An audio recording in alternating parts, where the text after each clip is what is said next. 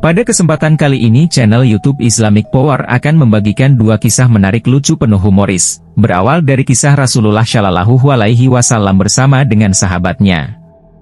Tak ada yang lebih mahir membuat Rasulullah tersenyum lebar melebihi Nu'aim bin Umar al-Ansri. Ia sumber kekonyolan dan kelakar pada zamannya. Dalam pelbagai riwayat, tingkah konyolnya seringkali membuat Rasulullah kerepotan tapi berujung pada senyuman. Sekali waktu, sebagaimana diceritakan dalam kitab Musnad Imam Ahmad, ketika Nu'aiman berzikir di dalam masjid bersama dengan Rasulullah dan para sahabat, datang seorang badui yang mengendarai onta dan hendak bertemu dengan Rasulullah. Ia pun masuk ke dalam masjid, mendekati Rasulullah yang sedang khusyuk berzikir. Nu'aim dan para sahabat yang lain segera menyingkir karena orang badui tersebut hendak berbicara empat mata dengan Rasulullah. Di luar masjid mereka melihat seekor onta yang cukup gemuk. Salah seorang sahabat mendekati Nu'aim. "Bagaimana kalau kita sembelih saja onta itu?" ucapnya sembari menunjuk onta yang berada di bawah pohon kurma di depan masjid. "Ide bagus. Tapi, kalau ketahuan siapa yang akan bayar?" tanya Nu'aim. "Urusan gampang. Kan ada Rasulullah." "Pasti beres," jawab sahabat itu meyakinkannya. Rasulullah adalah garansi dan solusi segala musim. Ada Rasulullah, segala urusan beres, demikian pikir Nu'aim. Ia pun segera mencari golok. Onta berhasil disembelih sesaat sebelum orang Badui itu keluar dari masjid. "Ontaku, Muhammad." "Ontaku disembelih lelaki keparat itu," teriak orang Badui. Rasulullah segera menuju sumber kegaduhan, kemudian bertanya siapa pelaku yang lancang menyembelih onta orang Badui itu. "Nu'aim, Rasulullah," jawab sahabat serempak. Rasulullah segera mencari Nu'aiman yang ternyata bersembunyi di rumah Zibah binti Zubair. Di sebuah ruangan kosong ia menutupi tubuhnya dengan daun kurma. Rasulullah meminta Nu'aim keluar ruangan dan menginterogasinya. "Siapa yang menyuruhmu menyembelih onta si Badui?" tanya Rasulullah. "Mereka, sahabat-sahabat lain yang ada di masjid, yang menyuruh. Bahkan, mereka bilang nanti kalau misalnya orang Badui minta ganti, Rasulullah yang akan tanggung jawab," kata Nu'aim. Rasulullah menghela napas panjang dan menggelengkan kepala sembari tersenyum.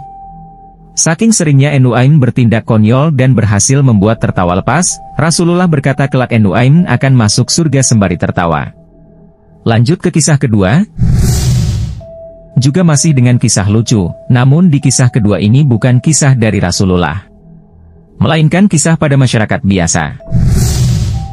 Al-Jiz adalah seorang ulama yang pandai membuat lelucon dengan menertawakan dirinya sendiri.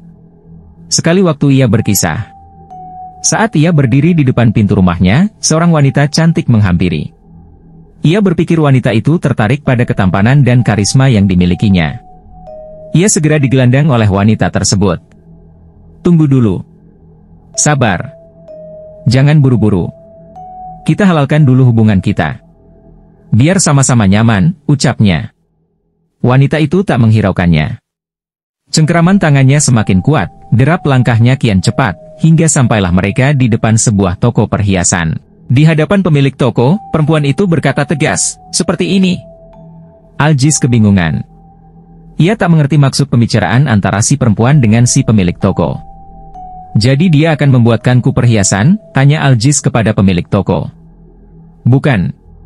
Perempuan itu pernah membawa batu mata cincin kepadaku, dan menyuruhku untuk melukiskan gambar setan di atasnya.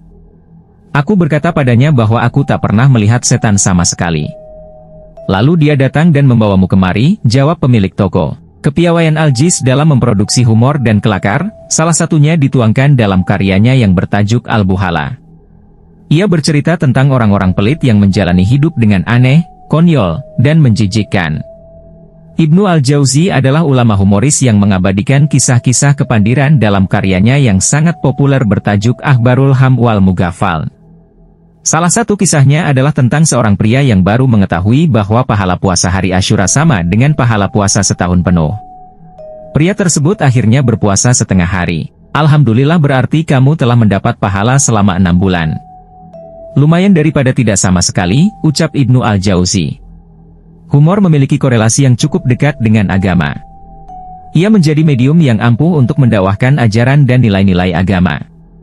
Di Indonesia, para penceramah kerap memanfaatkan humor sebagai bahan untuk menghayati nilai-nilai dan ajaran agama.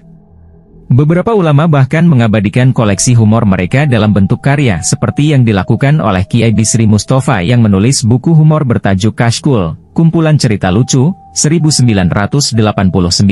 Seorang kiai di pelosok Jawa Tengah sempat berkata kepada anak-anaknya, yang relevan dalam konteks ini, aku sangat banyak membaca kitab. Aku mutalah bejibun referensi.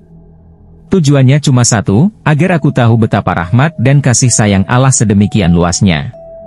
Ya, rahmat dan kasih sayang Allah memang tak terbatas. Ia melingkupi segala, termasuk mereka yang beriman dalam balutan sikap yang kerap mengundang tawa.